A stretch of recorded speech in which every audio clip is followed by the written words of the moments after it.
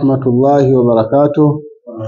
الحمد لله رب العالمين، والصلاة والسلام على أشرف النبيين سيدنا محمد وعلى آله وصحبه أجمعين، وبعد.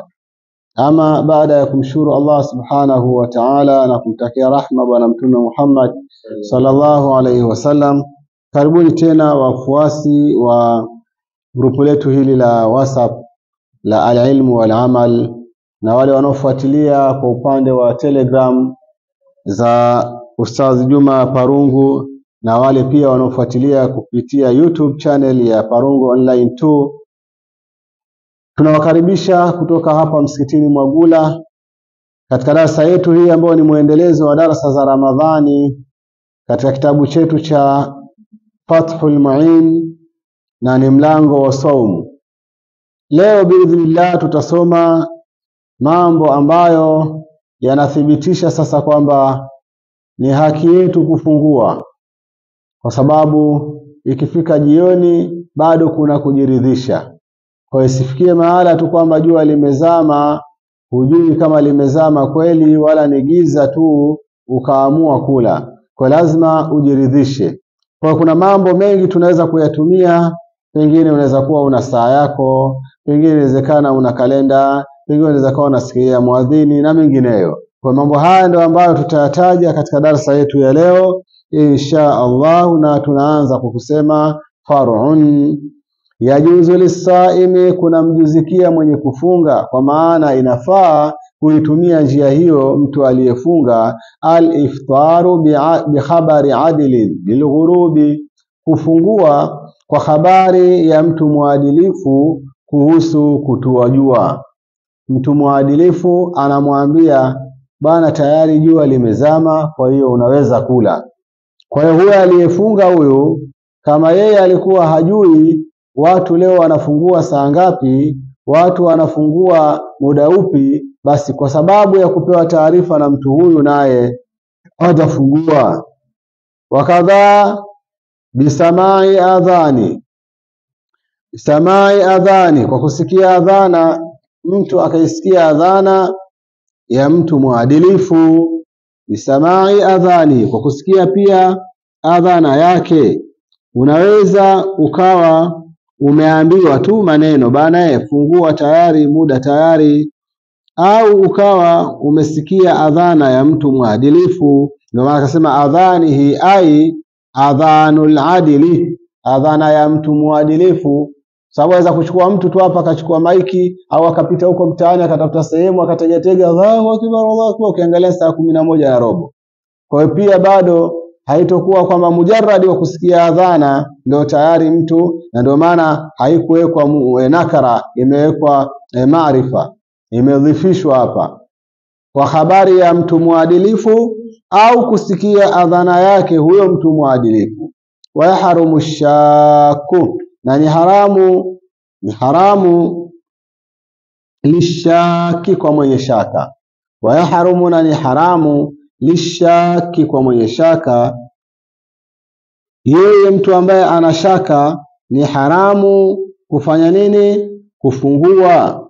Ni haramu kwa mtu mwenye shaka. Akhira al-aklu, ni haramu kula. Wa yahrumu lishaki, na ni haramu kwa mwenye shaka al-aklu, kula.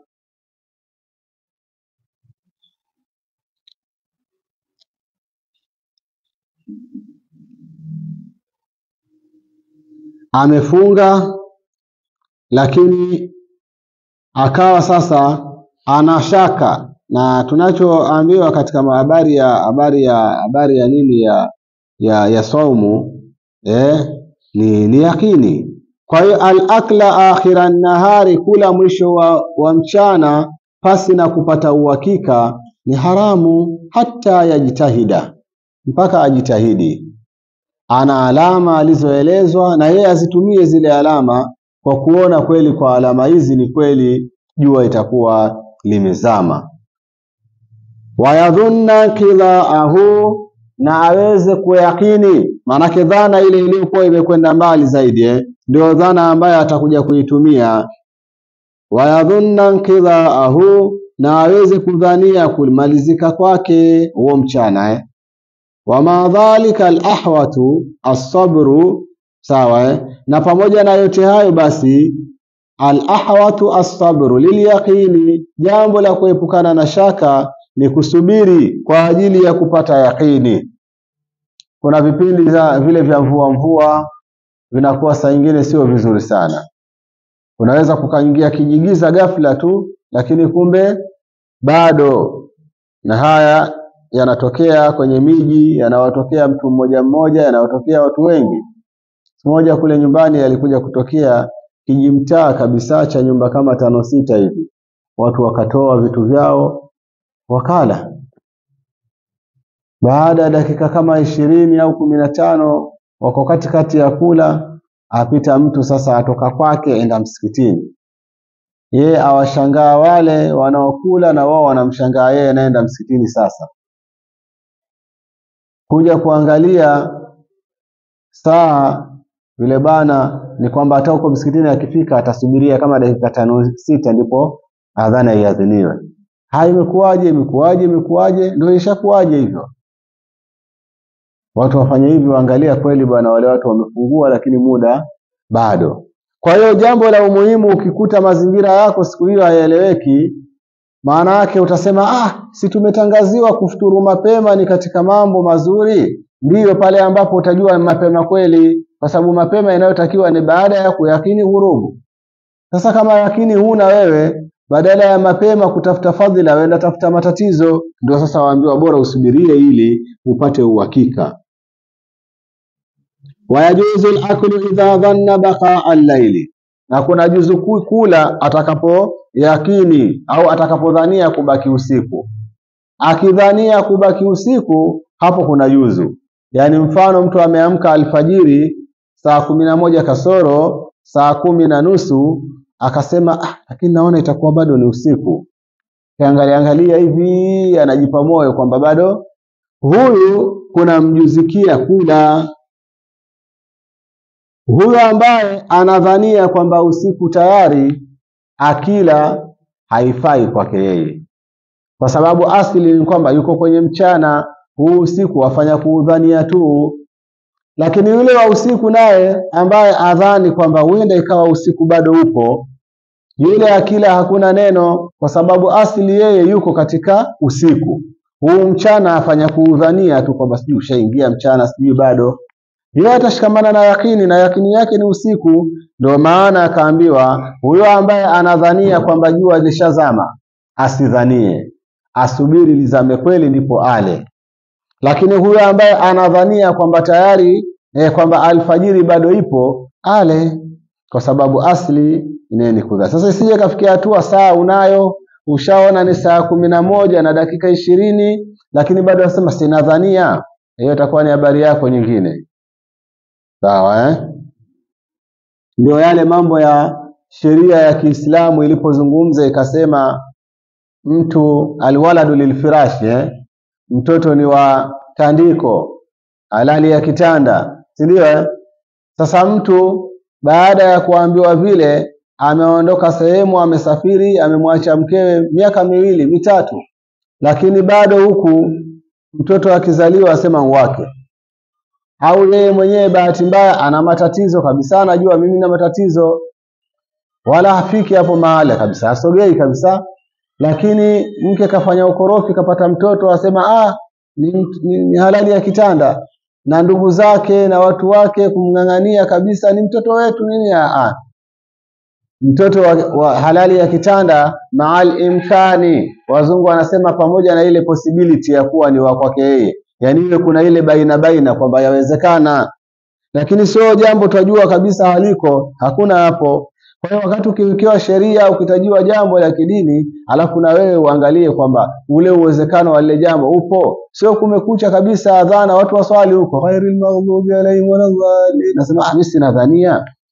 Umeambiwa ukidhani usiku wakati ni alfajiri, lakini wadhania usiku, hamna neno, kwa sababu asili ni usiku, alfajiri ni mgeni inaingia sasa. Kwa hiyo sasa mimi ngoja nidhanie. Wadhania vipi bwana? Sawa Kwa hiyo hapo uangalie pia na mazingira yenyewe yanayokuruhusu, sawa. Lakini tumepata kwamba madhara yanayoweza kupatikana kwa mtu kula wakati wa jioni akidhania kwamba tayari magharibi ni makubwa zaidi kuliko madhara yanayoweza kupatikana kwa mtu kula wakati wa alfajiri akidhania kwamba alfajiri bado ni usiku bado upo. Kwa hiyo huu mchana tujikazeni mpaka tuweze kujiridhisha. Kuna wakati mtu anakuwa na ile kama papara, kama sasa hivi dakika 42 na 3 na 4 alfajiri magharibi imefika, lakini mtu ikifika dakika 35 38 mwingine kasha ile juisi kaishika hivi. Sasa hapana. Hivi kuna wengine simu zao wamezitega mwito wake ni adhana. Angalia shughuli sasa. Mwito wake sasa wao wameshika juisi yako hivi mwenzao apigiwa simu. Na huko ukiangalia saa 12 na dakika 40 au dakika 41 au 39 mwenzako kapigiwa simu, wewe waenda nini? Mwenzako akipokea simu akimaliza kuuliza vipi? Hasimesikia adhana. Hii sio adhana ya alamu ya saa ya magharibi, hii ni adhana ya kuitia. Hii hata saa 9 waweza kuisikia. Kwa hiyo tutulize nafsi zetu. Kishakuwa umefika mida ile, basi jiridhishe kwanza. Asema wayajuzu al-aklu idha dhanna baqa al-layli bijitihadi wa ikhbari au ikhbari, kwa kujitahidi au kuambiwa na mtu kwamba bado unafaa kula muda huu kula.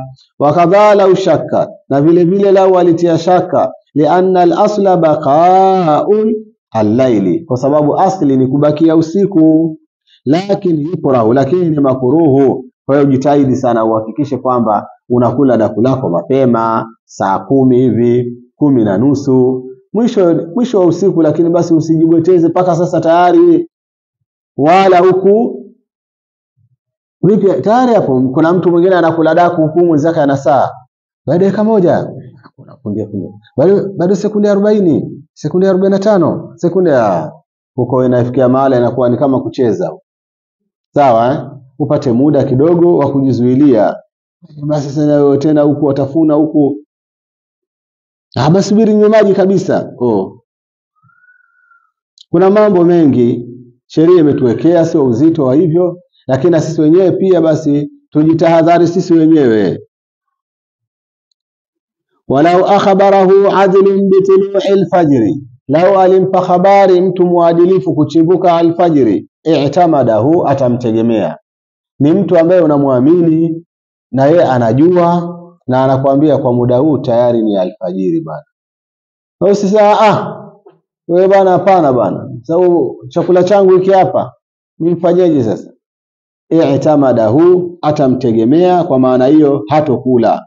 Wakadha fasiqun dhanna sidqahu, na vile vile fasiki aliyeyakini ukweli wake. Fasiki ni mtu mwenye kufanya maovu yoyote. Fasiki sasa anawezekana yeye akawa ni fasiki lakini ni mkweli.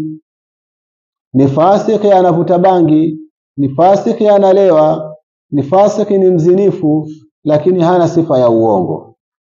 Sasa akikwambia kwamba alfajiri tayari, unajua alfajiri kweli tayari. Na ndio inavyotakikana. Kuna kitu kinaitwa insaf. Ukimjua mwenzako ni mbaya, basi mjue mbaya kwa ubaya wake ule ule. Sio kwamba kwa sababu ni mbaya basi ndio ni mbaya kila kitu, hana maana tena, hafai, sio binadamu. Ni mbaya kwa ubaya wake huo alionao. Kama mwizi, jua kwamba ni mwizi, ni mwizi. Lakini akikwambia habari ambayo wajua hajawahi kumdanganya mtu yoyote, basi huyo ni mkweli, atabaki na uizi wake. Wewe sio hakimu wa kwamba madam ni mwizi, kwa hiyo huyo akisema neno lake lisisikilizwe, kwa hiyo huyo akiswalisha mbele asiswalishe, kwa hiyo huyo akifanya hivi asifanye. Yani maana yake ule Uislamu wake pia ndio haupo.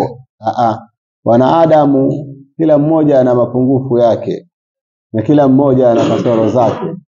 Kwa hiyo sisi kazi yetu ni kufanya, na ndio Mwenyezi Mungu alivyosema, qul i'malu fasayarallahu amalakum wa rasuluhu, Mungu ataona matendo yenu, yawe mazuri yawe mabaya, atayaona. Na ndio sababu pia ya kuletwa malaika ambao kazi yao ni kuhifadhi kila shay'in ahsaynahu kitaba, kila jambo linadhibitiwa kwa kuandikwa. Na ndio maana Mwenyezi Mungu hakuweka kitu kimoja tu cha kwenda kukuhukumu wewe ukaridhika, ameweka vitu vingi. Kwanza kitabu, yale matendo yote yamedhibitiwa haya hapa.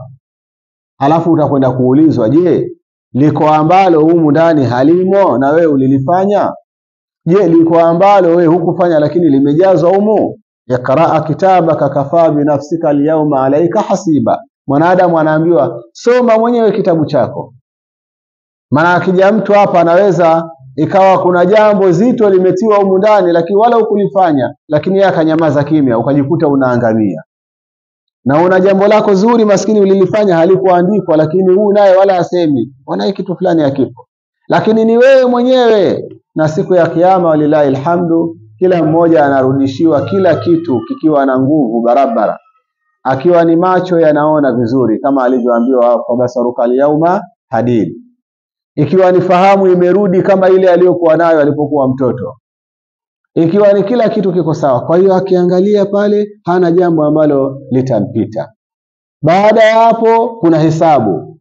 Yahesabiwe matendo mema yote yajulikane yako mangapi, na wewe mwenyewe unakumbuka kweli hili pia ni jema langu nililifanya, na yatahesabiwa maovu yote. Baada ya hapo kuna mizani yakapimwe. Bado utadhulumiwa tu hapo. Kwa hiyo kama hivyo ndivyo, kazi hiyo tumwachie mwenyewe Mwenyezi Mungu. Kwa hiyo ndio ikatokea kwamba ni mtu ambaye ni fasik, lakini unaitakidi ukweli wake, basi pia akikwambia sasa hivi bwana alfajiri tayari usile. Naam. Ndio. Sasa kuzungumza neno la uongo au la uzushi tayari ni ufasik.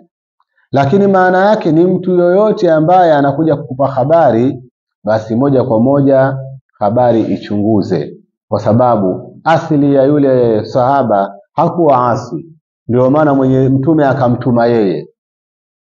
Asili yake yeye hakuwa mkosa, ndio maana yeye akafanya nini? Akamtuma. Kwa hiyo baada ya kuja kumwambia kwamba kule kuna hivi, maana yake sasa pale akaonekana lile ni kosa amelifanya. Lile ni kosa. Kwa hiyo sasa watu wanaweza wakaja wanamna kama hii, sio kila habari ya kuaminika. Kwa maana hiyo ni mtu yoyote anaweza akaingia kwenye jina hilo. Kwa sababu neno habari ikitoka kwa Allah Subhanahu wa Ta'ala ndio inabakia na njia hii. Lakini ikitoka kwa sisi wenyewe kwa wenyewe binadamu ina njia mbili, ina ukweli na uongo. Kwa hiyo pale lugha iliyotumika idha jaakum fasiku, lakini maana ni kwamba ikija habari kwanza ichunguzeni. Yoyote atakayekupa habari ichunguze kwanza. Hata mimi nikija nikikwambia jambo, jamani kuna hivi na hivi, bado nichunguze. Sema huyu ni shekhe nini? Na ndio maana kuna maulama na mashehe huwa wakazungumza maneno lakini ukiyachunguza yakawa yana matatizo kwa sababu mwingine ni alimu lakini anaangalia sana tumbo lake. Kwa hiyo atakuja atazungumza maneno kumbe yako tofauti na anavyosema Mwenyezi Mungu. Kumbe yako tofauti na wanavyosema aima almujtahiduna na waliotangulia. Kwa hiyo akisema fasik ni mtu yoyote akileta habari ichunguzwe kwanza. Ama habari ya kusema kwamba je sasa itakuwa ni fasiki wa namna ipi, basi ndio hapo tunarudi pale pale kwamba fasiki yoyote unayemjua wewe kwa kosa lake lolote analolifanya mtu, huyo anabaki kuwa fasiki, kuwa asi. Lakini bado kuna baadhi ya maeneo anathaminiwa kama binadamu na anathaminiwa kama Muislamu.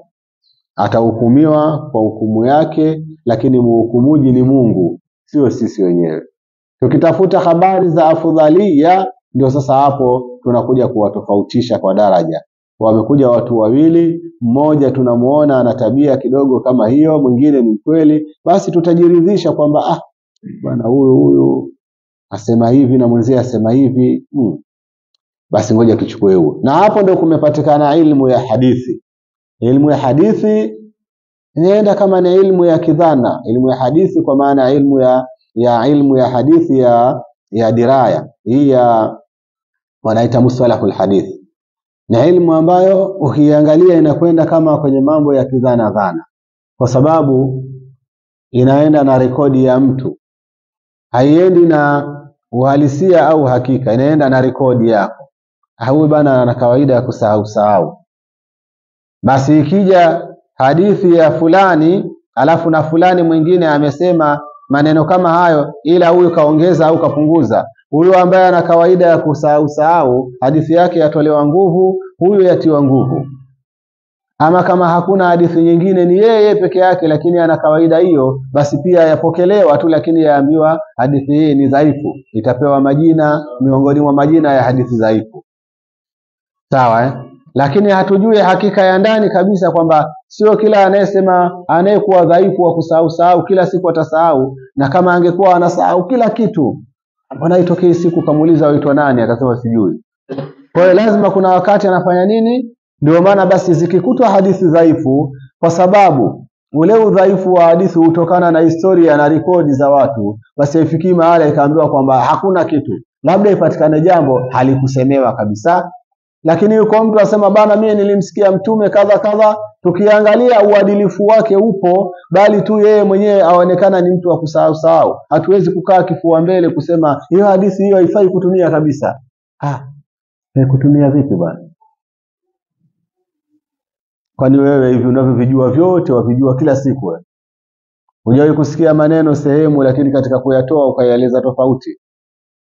Kwa hiyo hata hao ambao wanasema ukweli, kuna wakati fulani mtu yule ambaye anadhibiti kudhibiti kuzuri, kuna wakati anapitiwa.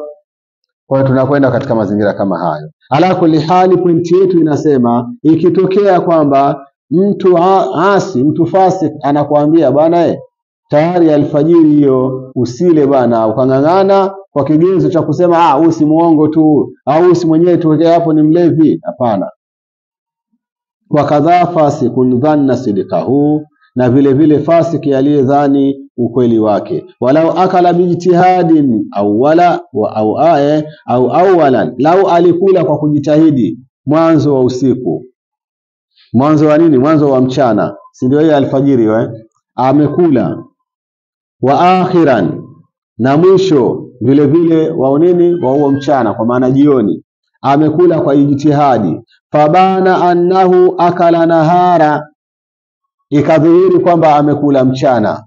Silikuwa ni akhira, sawa akhira nahari, mwisho wa mchana, au kama ni mwanzo wa mchana kwa maana alfajiri, lakini ikadhihiri kwamba amekula mchana, batala saumuhu, saumu yake itakuwa imebatilika.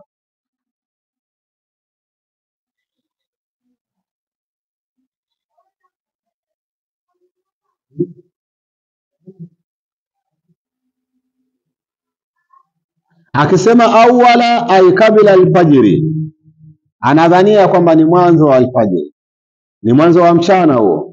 Akisema au akhirahu au akhiran, maana yake ni baada alghurubi, akadhania kwamba jua lishatua. Akila mtu katika nyakati mbili hizi kwa ijtihadi, lakini ikaja ikadhihiri kwamba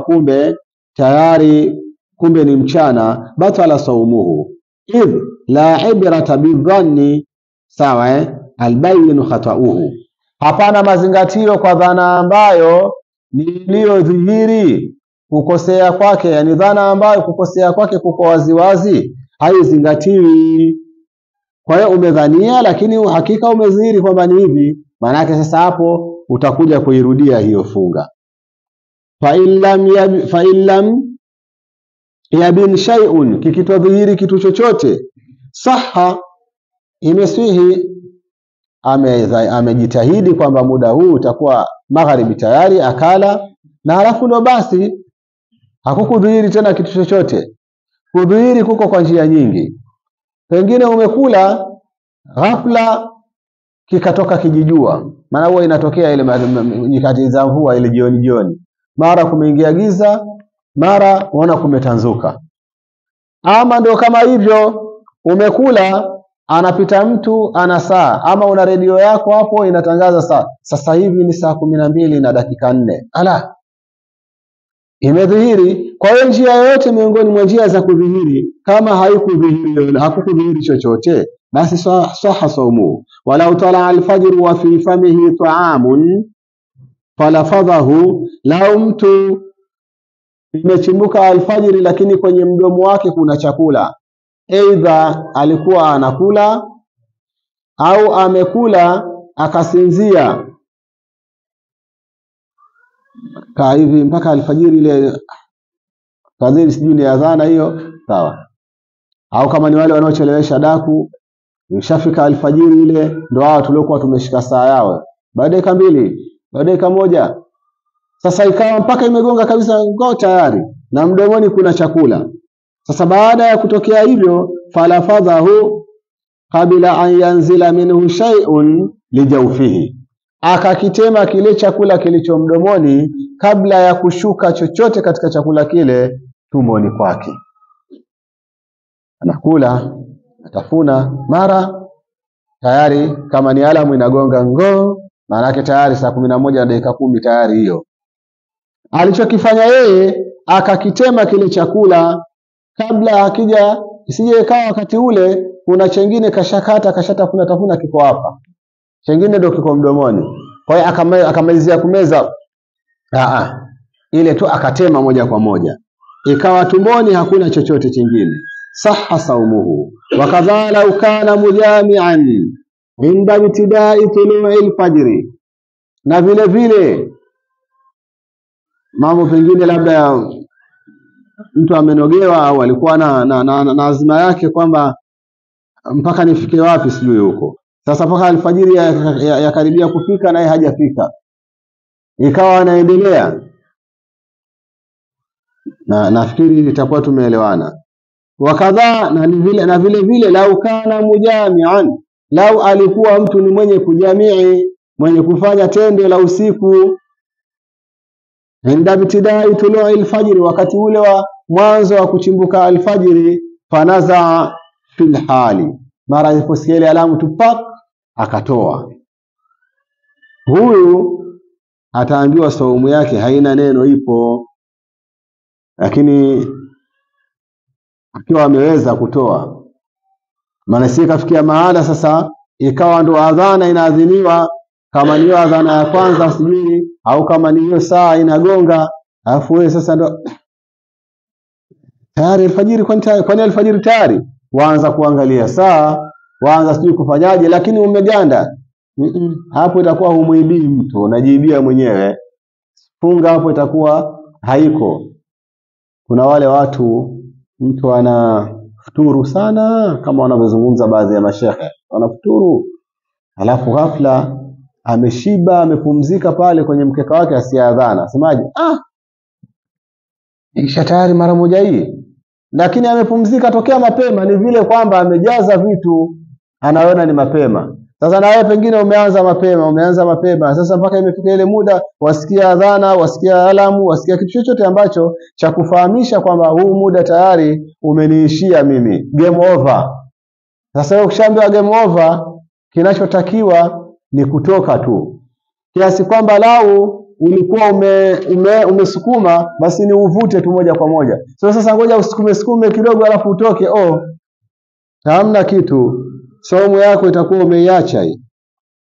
Kwa kama itatokea kwamba mtu alikuwa yuko katika jimai mwanzo wa alfajiri, wa kuchimbuka alfajiri, akatoa muda ule, basi moja kwa moja akibatul wahi, baada tu ya kuchimbuka alfajiri akatoa, fala yafturu wa in anzala, hatofungua hata kama atashusha. Kwa sababu kuna wakati fulani kama ile speed ilikuwa ndio ishafika, ukatoka pale, lakini ulipotoka ikawa wale watu, kwa mfano watu waliokuwa na nguvu zile za kuchanja muku, sio kwamba yule ukimwamua ugomvini tu ndio tayari pale muku umeisha, bado. Sasa huku nje huko atakuja atajitapa huko, atasukumana, atagaragara, mwingine ataenda kama tanguzo hii mpaka ataanguka nayo, mwingine umeona, mpaka huko kurefu, ndio sasa anapata nafuu, mnaendelea mambo mengi. Sasa na wewe ikawa umetoka hapo ulipotoka, wamo ukija ukiingia kwenye 18 zao ndio utamkuta. Sasa ikatokea mtu ameingia pale anafanya jambo lake, mara anaambiwa tayari alfajiri imeingia.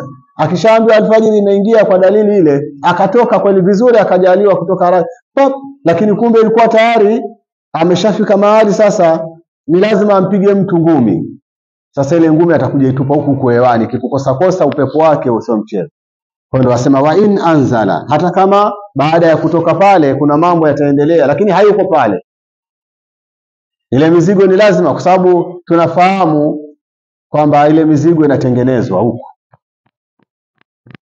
yakharuju min baini sulbi wa taraib. Kwa hiyo huku ndo kama kuna material yake. Sasa ile kila shughuli inavyoendelea ile inatengenezwa. Sasa ile kishakuwa imetengenezwa au kishakuwa tayari package ile imefungwa vizuri, ile hairudi bwana. Yaani hakuna store huko ya kuweka ile mizigo. Kwa hiyo itateremka kidogo kidogo, yasubiri muda. Sasa ule muda ukiwa umefika, hata ukikatisha sehemu lakini itatoka popote pale. Sasa ile mizigo ikija ikishuka, waambiwa hakuna neno maadamu hukubakisha pale ukaishusha pale pale. Kija ikishuka huko, wewe unahesabika ni kama mtu aliyeota, unahesabika ni kama mtu ambaye sawa lianna naz'a, kwa sababu naz'u kutoa ni tarkul jimai, ni kuacha jimai. Fa in lam yanzi hala, kama hakuacha, kama hakutoa pale pale, lam yanaqidi saumu, saumu yake haitofungamana. Wa alaihi alqadha wal kafara, na kutamlazimu yeye kulipa tena na atatoa kafara. Maana huyo ni sawa na yule ambaye amepiga vitu saa 7 ya mchana.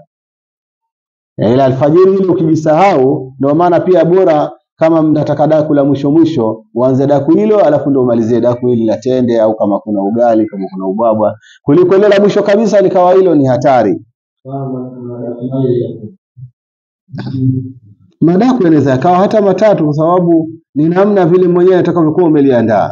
Lakini daku liko linaloliwa kwa likaingia tumboni, na yako madaku mengine.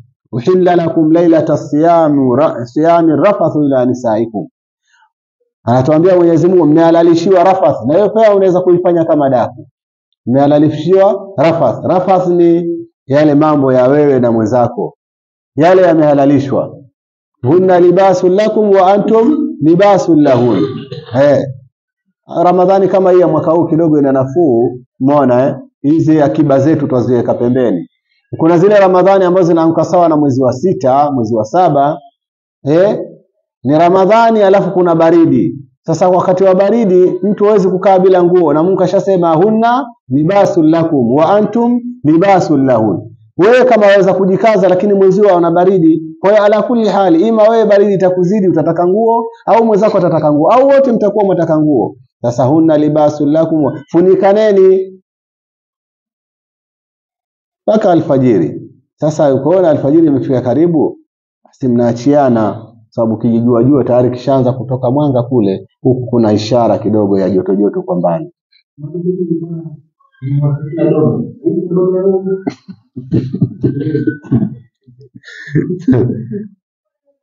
Sawa. Wayubahu fitru fi sawmi wajibin, na kuna pasa na kuna halalishwa kufungua katika saumu ya wajibu, bimaradhin mudhirrin, kwa maradhi yanayodhuru. Saumu ya wajibu ni kama saumu ya Ramadhani na saumu nyinginezo za nadhiri.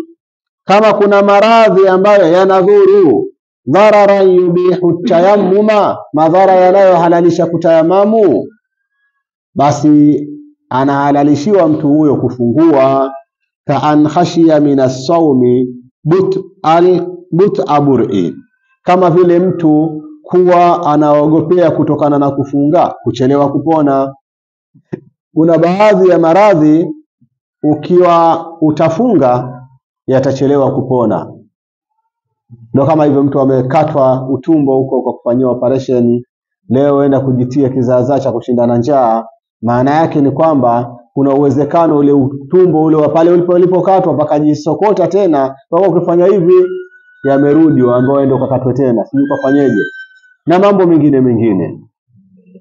Vidonda vya tumbo pengine vimeenda mpaka vimekuwa chronic, ambavyo ukifunga siku moja, siku ya pili vile vidonda vinachamka zaidi. Ukifunga mfululizo siku 10, siku 10 na ngapi, basi inakuwa mtihani. Basi unaweza ukafunga kidogo, ukisikia nini basi unapungua. Ama wakati mwingine kuna dawa ambayo dawa hiyo unatakiwa utumie na huku uwe unakula, pengine vikipona vitapona moja kwa moja. Sasa badala ya Ramadhani, kuna mtu Ramadhani anaifunga kwa awamu, afunga siku 3 tu, akaa siku 10 na anakula, hapo ndo hajafunga. Kwa hiyo anaweza kukuta mtu huyu mwaka mzima yeye anafunga kwenye siku 3. Sasa kama wewe umeambiwa usifunge, tumia hii dawa kwanza hivi na hivi, Huenda Mwenyezi Mungu akajalia ukiimaliza vizuri, na kama imekukubali Mwenyezi Mungu katia taufiki yake, au maradhi umeyaondoa, unaweza hata usifunge. Akaa 10 la kwanza lote, 10 la pili unatumia dawa zako, siku kija ukianza kufunga unafunga zote. Kwa hiyo yale maradhi ambayo unayaogopea pengine yataleta shida zaidi na nini, basi unaweza ukaruhusiwa kufungua. Wafi safari kasri, na katika safari ya kupunguza, inajulikana safari ya kupunguza wafi safari kasri, na katika safari ya kupunguza sawa duna kasiri, ni sio kwa safari fupi, sio watoka hapa waenda zako labda taja miji yote ina wenyewe, unakujikuta mara umetaja mji. Haya, waenda labda Bajo, umeona, au umefunga wataka kwenda labda hapo Mabokweni, Mtimbwani, pia wasema nafungua. Safari ya kupunguza inajulikana kuanzia marhala 2 marhala 2. Huo mbali kweli kwa sasa hivi pia haupo, lakini ndio hivyo, ni kama kilomita 90, wengine wanasema mpaka 85, kama Tanga mjini na Korogwe vile. Kama hapa pengine na hiyo Muheza. Sasa utakuja kukuta kwamba hapa na paitwaje na Muheza bado kidogo. Hapa na Tanga mjini kuna kilomita 40. Ndio na Muheza paka Tanga mjini paka Muheza kuna kama 37 hivi. Kwa hiyo nakuta inafika kama Korogwe. Sasa hiyo kwa wakati wa zamani ambapo usafiri ni watu wanatumia labda ngamia, farasi, ni safari ndefu kweli kweli. Sasa hivi ukipanda na Charo hapo Tanga, wajiuliza pia nishafika Korogwe mara moja hii. Umeona ila kwa kuwa ni ruksa, ukiamua kuitumia, lakini maelekezo ni yale aliyosema Mwenyezi Mungu alipotoa ruhusa. Alisemaje? Wa antasumu khairul lakum. Ruhusa ipo mkiwa wasafiri au mkiwa wagonjwa, lakini mkiona uwezekano wa kufanya upo, bora mfunge. Mwenyezi Mungu maneno yake anayazungumza kwa sababu anajua kwamba hili jambo nawapa ruhusa sasa hivi, lakini baadaye kutakuja kuwa kwepesi. Hapa paka hiyo Korogwe, achilia mbali tu kuwa karibu kwa sababu ya vyombo vya usafiri vya siku hizi, pia humo njiani utakuta mahoteli hivi, na mpaka kupewa ruhusa si ili usipate dhiki. Sasa ukifika hapa kuna hoteli, vyakula unavyovitaka viko pale, hapa napo kuna mahoteli. Kwa hiyo unakuta kwamba ruhusa ipo, ukitaka kuitumia ukatazwi, lakini bado ukifunga ni bora. Kwa hiyo utaangalia wataka ufunge tu au wataka upate malipo yale ya bora, maana kuna bonus hapo. Itakuwa kitu kikiambiwa hiki na hiki bora, basi katika malipo pia ni tofauti Kwa anasema kinyume cha safari fupi hutofungua, wa safari maasiya, na safari ya maasi pia hutofungua, wa saumul musafiri bila dharari, na saumu ya mwenye kusafiri pasi na madhara, ikiwa yule asafiri atafunga na hatopata madhara, ahabu min alfitri, inapendeza zaidi kuliko kufungua. Wa saumu almusafiri bila dharari, na saumu ya mtu anayesafiri pasi na madhara, maana yake yeye anasafiri lakini kama atafunga na hatopata madhara yoyote, ahabu, inapendeza zaidi, ni nzuri zaidi, minal fitri, au tuseme na kufunga mwenye kusafiri pasi na madhara. Kama huyo mwenye kusafiri atafunga, kufunga kwake kukiwa hakutomtetea madhara yoyote, ahabu, ni bora zaidi, minal fitri, kuliko kufungua. Wallahu wa rasuluhu a'lam. Wassalamu alaikum wa rahmatullahi wa barakatuh.